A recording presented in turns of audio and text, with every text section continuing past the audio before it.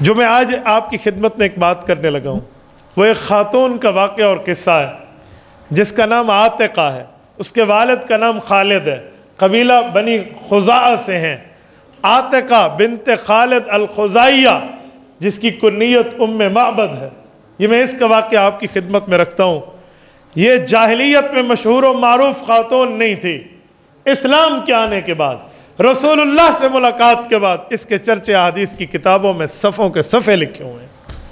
یہ وہ خاتون ہے. اس نے ایسا کیا کارنامہ سر انجام دیا ہے یا اس کے ساتھ بیٹھ کے رسول اللہ صلی اللہ علیہ وسلم کے کیا اوقات بیتے ہیں، یہ واقعہ میں ذرا آپ کی خدمت میں رکھتا ہوں. توجہ رکھنا.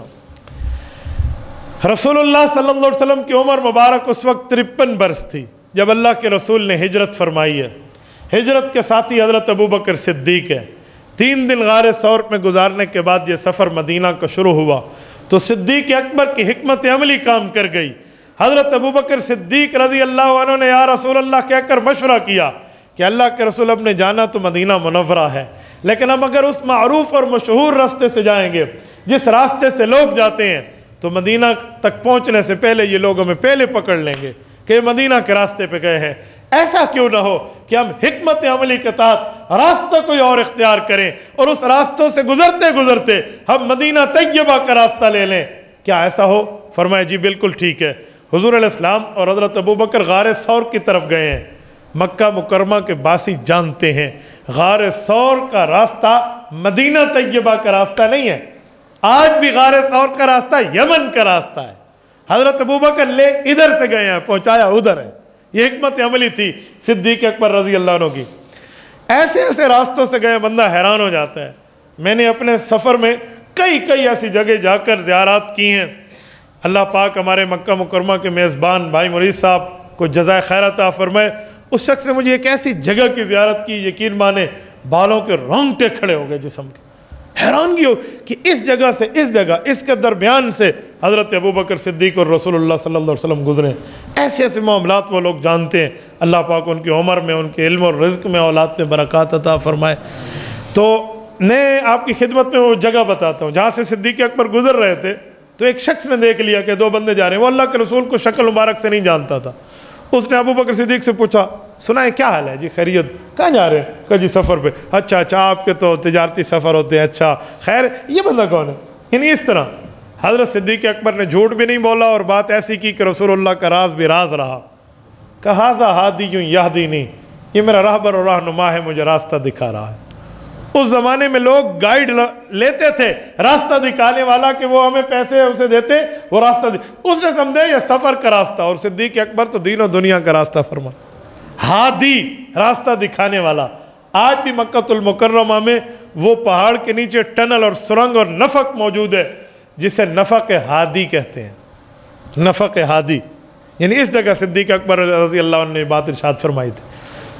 جدہ سے تھوڑا پہلے صدیق اکبر رضی اللہ تعالیٰ عنہ مدینہ کی طرف گھومے ہیں. جاتے ہوئے عثفان کے بعد وادی قدید پہنچے.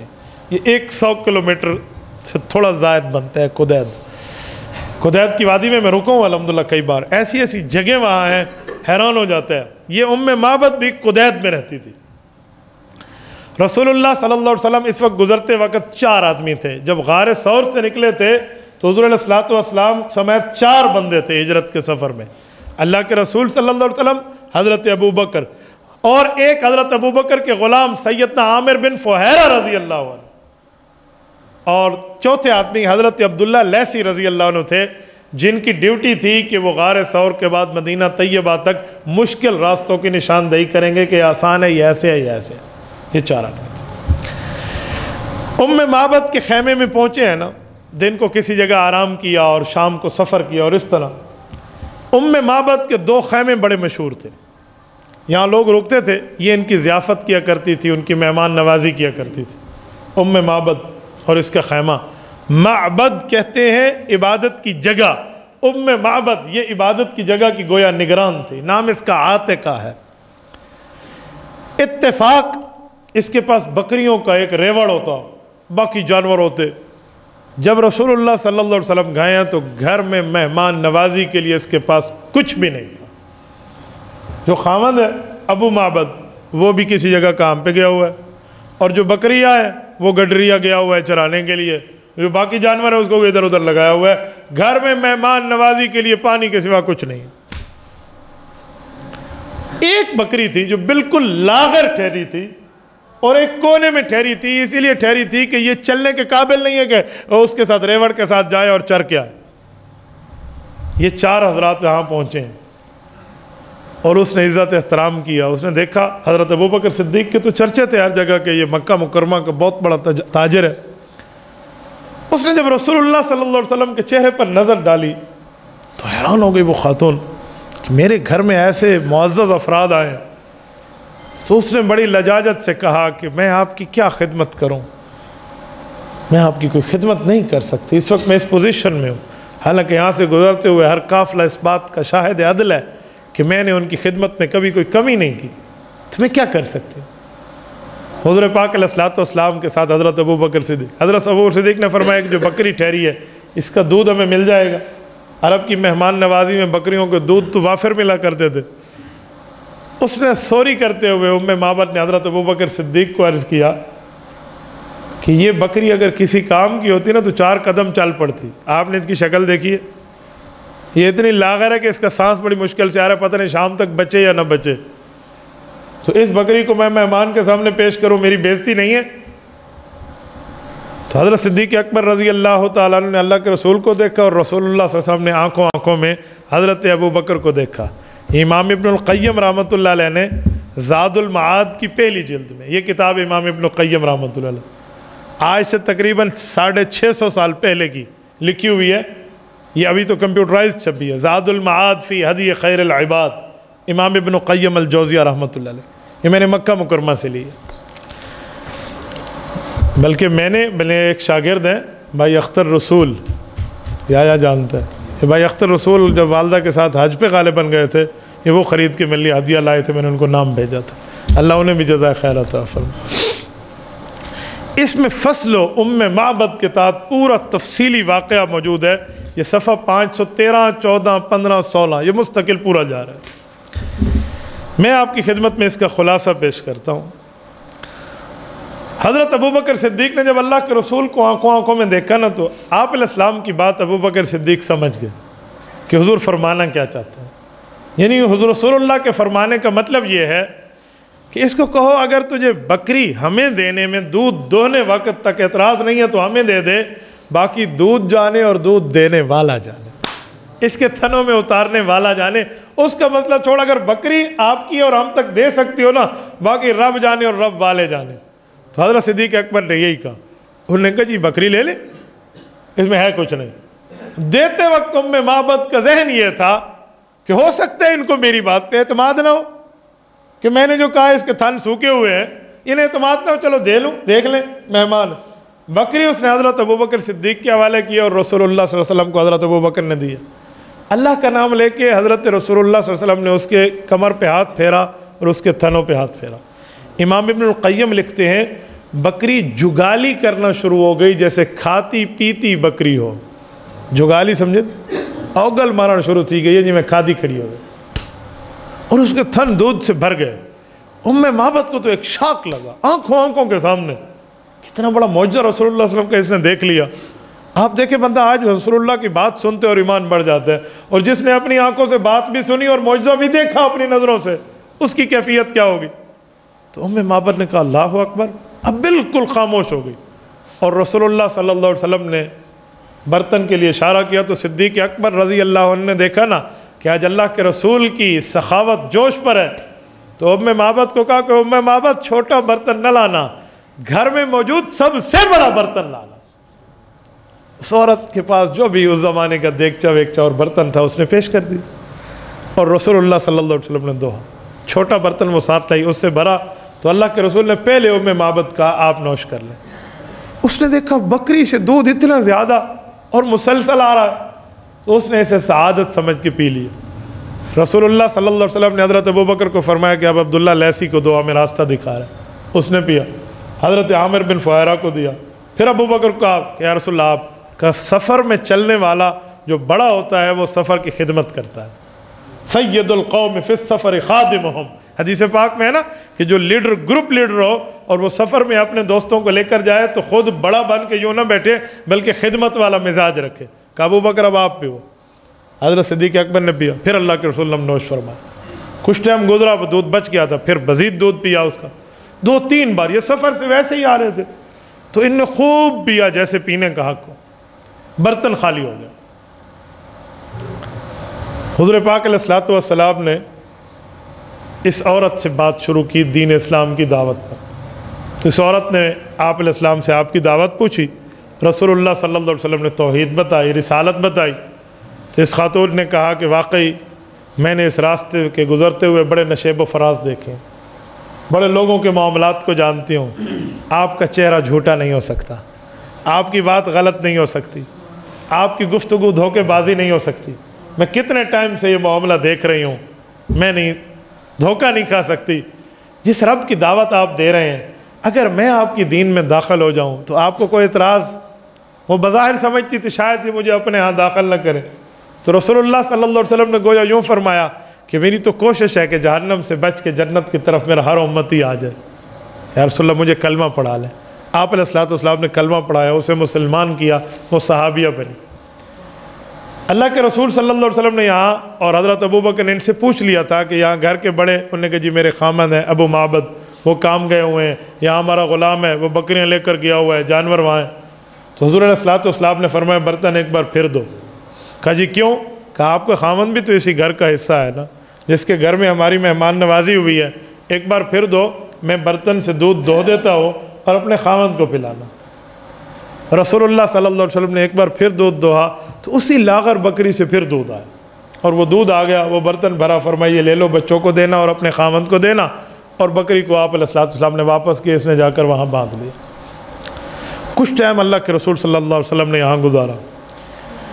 خامد اتفاق سے اس دن بہت لیٹ ہوا, یہ انتظار میں تھے لیکن وہ نہ آ سکا ان کی موجودگی میں. تو حضرت صدیق اکبر نے عرض کیا یا رسول اللہ, ہم ویسے ہی دشمنوں کے نرغے سے نکلے ہوئے ہیں, ہمیں اس سے زیادہ دیر یہاں نہیں رکنا چاہیے. اگر آپ کا حکم اور مشورہ ہو تو ہم یہاں سے چل پڑیں. کہ جی ٹھیک ہے. حضور پاک علیہ الصلوۃ والسلام کو لے کر وہ راہبر چل پڑا. حضرت صدیق اکبر بھی ساتھ ہیں, یہ چلے گئے. کچھ ٹائم گزرا, ایک وقت یہ ایک عجیب کیفیت میں خاتون اس عجیب کیفیت سے دوچار تھی کہ کیا ہو گیا یار میری زندگی میں, کوئی اس کی تو زندگی بدل گئی نا. اس کی شخصیت اس سے ملاقات ہوئی ہے جو کائنات میں اکیلا ہے, اس جیسا کوئی نہیں ہے. آج بھی رسول اللہ صلی اللہ علیہ وسلم کے روزے پر اللہ آپ سب کو قبولیت والا سفر فرما دے, اور اللہ آپ کی برکت سے ہمیں بھی لے جائے. تو روزے رسول پہ جب آپ ٹھہریں گے نا, چند فٹ اور چند گز کا فاصلہ ہوگا, تو یقین مانے بندہ اپنی قسمت پہ رشک کرنے لگ جاتا ہے کہ میری قسمت میں اتنا قریب آ گیا اس شخصیت کے جس کے لیے زمین و آسمان بنائے گئے. میں ابھی استنبول کے سفر میں ترکی کے اندر اس 4 تلواروں کی زیارت کر رہا تھا توپ کاپے میوزیم میں. یقین مانے ہماری داڑھی سے آنسو گر رہے تھے. میرے ساتھ مولانا حمزہ ندیم سے کراچی کے, اللہ انہیں بھی جزائے خیر عطا فرمائے, وہ ہمارے سفر کے مسبب بنے ہیں.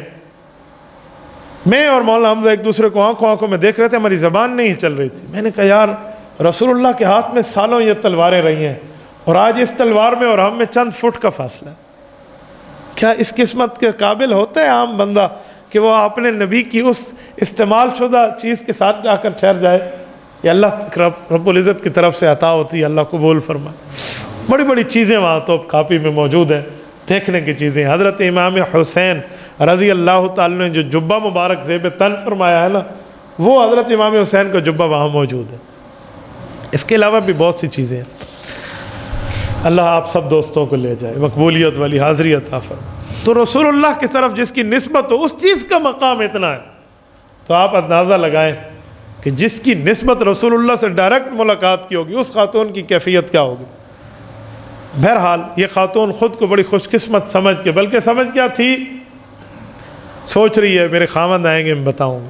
جب ابو معبد آئے نا, تو اس نے کہا کہ یہ لو آپ دودھ. انہوں نے کہا پہلے آتا تو آپ پانی پیش کر دی, آج دودھ. اس نے کہا تجھے نہیں پتا, تیرے گھر کو 4 چاند لگ چکے.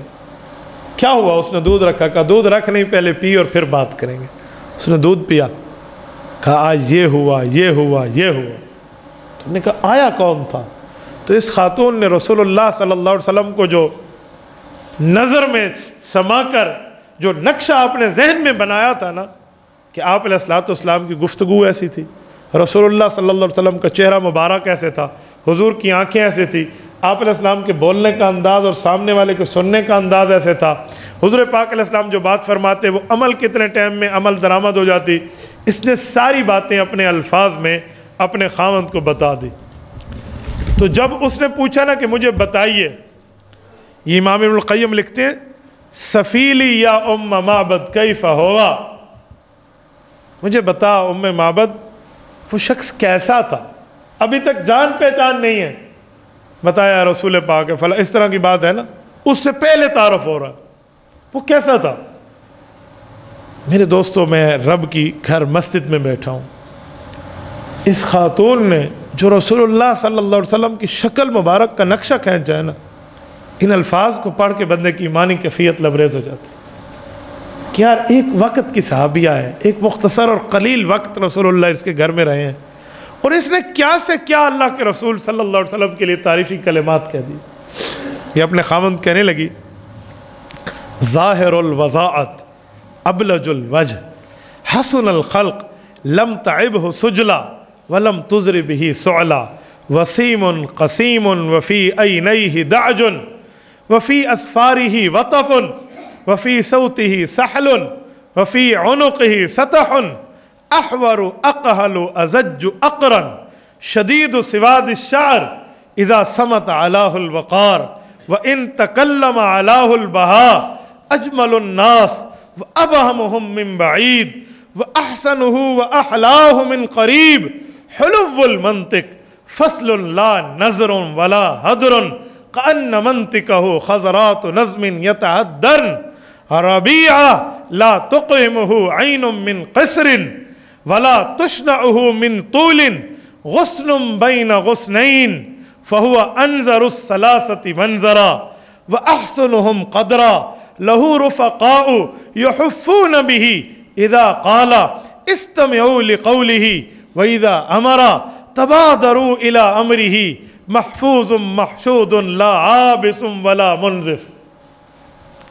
کہا میں نے اس شخصیت کے چہرے کو دیکھا تو چہرہ چمک رہا تھا، میں نے اس کے اخلاق کا اندازہ لگایا تو اخلاق بڑے پاکیزہ تھے، ان کا سر مبارک کوئی بڑا نہیں تھا کہ بوجھ دار ہو جاتا، اتنا چھوٹا نہیں تھا کہ عیب دار ہو جاتا، میں نے ان کی قد و قامت کو بہت حسین دیکھا، ان کے چہرے کو بڑا جمیل دیکھا، ان کی آنکھیں میں نے کھلی اور سیاہ دھاریوں میں دیکھی، ان کے بال کافی گھنگریالے بھی تھے اور کالے بھی تھے، آواز رسول اللہ کی بڑی جاندار تھی، گردن بالکل مصفح کی سطح پہ تھی، خوبصورت اور پرنگی آنکھیں تھیں، بلند قامت تھے، اور رسول اللہ صلی اللہ علیہ وسلم کے بھویں آپس میں بالکل تقریباً ملی ہوئی تھیں، خوبصورت اور سیاہ بال تھے، جب وہ خاموش ہو جاتے بیٹھنے والوں پہ وقار چھا جاتا، اور جب وہ بولنا شروع فرماتے ایک حسن اور خوبصورتی شروع ہو جاتی،